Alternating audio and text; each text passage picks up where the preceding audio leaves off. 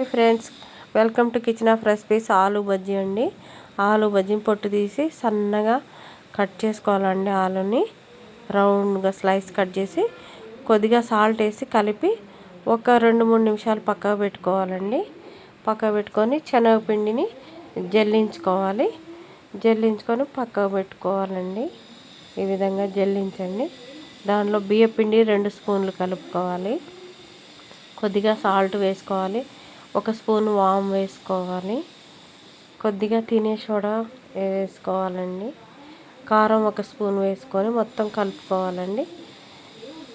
కొద్దిగా వాటర్ పోసుకుంటూ మంచిగా బజ్జీ మునిగి ఇట్లా లూజ్గా కలుపుకోవాలండి.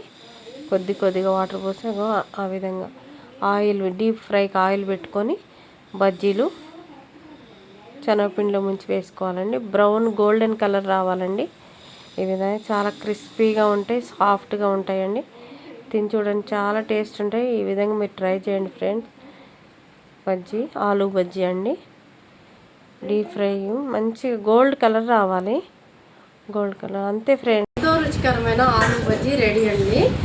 సూపర్ టేస్ట్ ఉంటుంది. మీరు ట్రై చేయండి ఫ్రెండ్స్. ఈ వీడియో కనుక మీకు నచ్చినట్టయితే లైక్ చేయండి, షేర్ చేయండి, సబ్స్క్రైబ్ చేయండి, కామెంట్ చేయండి. Okay, thank you friends. ఆలు బజ్జీ రెడీ.